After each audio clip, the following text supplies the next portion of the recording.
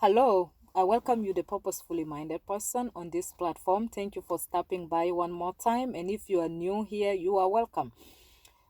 There is news going on about an alleged divorce of a powerful couple in Nigeria, the Kija.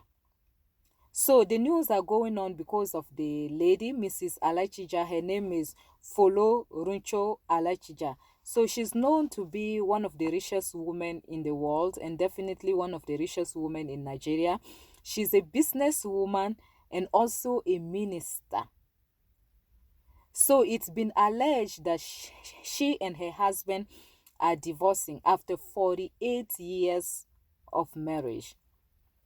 It's not only because of her riches that her divorce is going on social media. Few years back, she made a speech. She was talking during an interview, and she stated that she every morning she greets her husband with a kiss.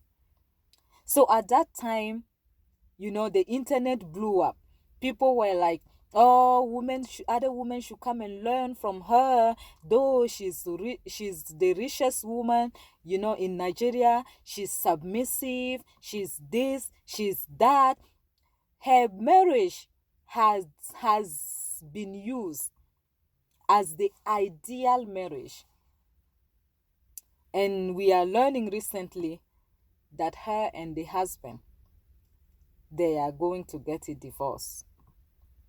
So that's made me to think about this thing called marriage.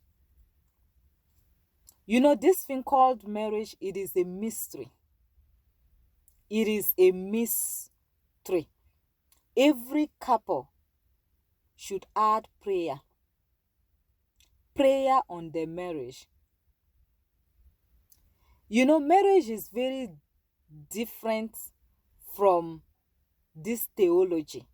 She's a minister, she's a woman of God, but yet her marriage is ending after 48 years and 4 grown children. So that make me to think, is it really love that makes a marriage to last? Is it really love that keep a marriage together? Because I can guarantee you that this Mrs. Alakija and the husband, they were in love, and probably they still are, but the marriage is ending. So to me, it is wisdom that keep a marriage together, wisdom that keep a marriage binded. It is very interesting, when we are we want to become something in the society, somebody in the society, like a medical doctor, an engineer, or a nurse, for example.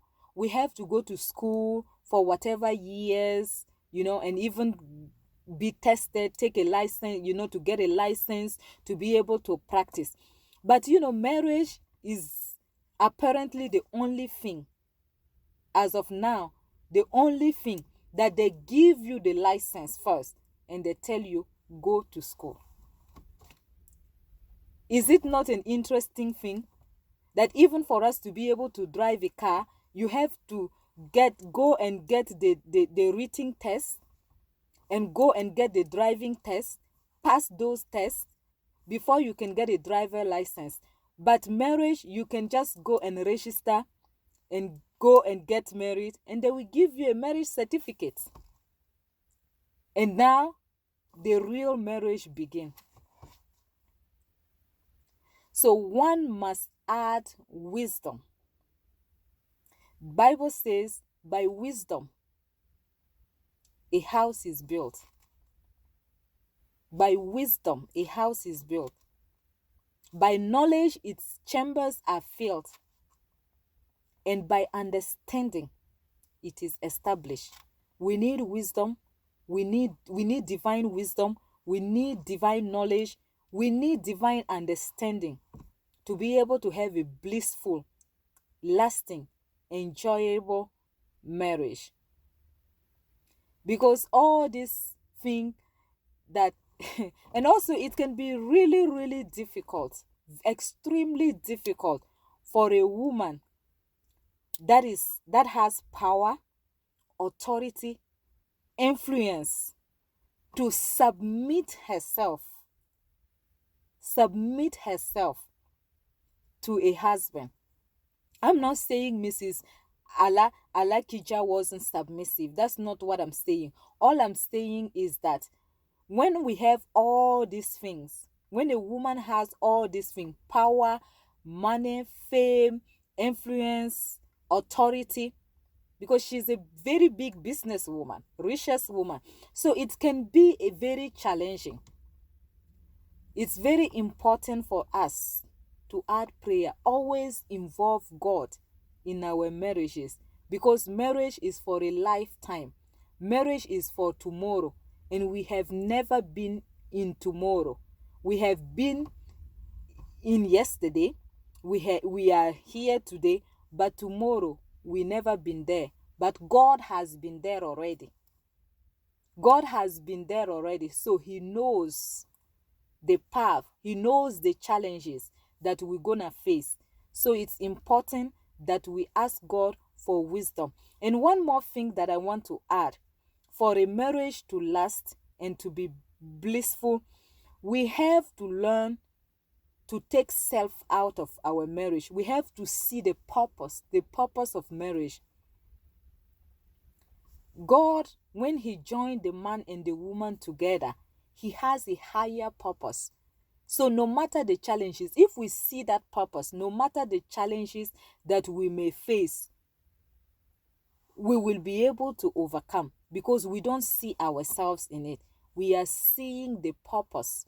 We want the purpose of God to be manifested in our marriage. You know, this channel is called Purposefully Mindedness. So in whatever we do, including our marriages, we have to be purposefully minded. And as always, I stand to be corrected. I am willing to learn. I long to see you soon. If you have a comment, leave it in the comment box. And please, please, please stay purposefully minded. See you. Bye.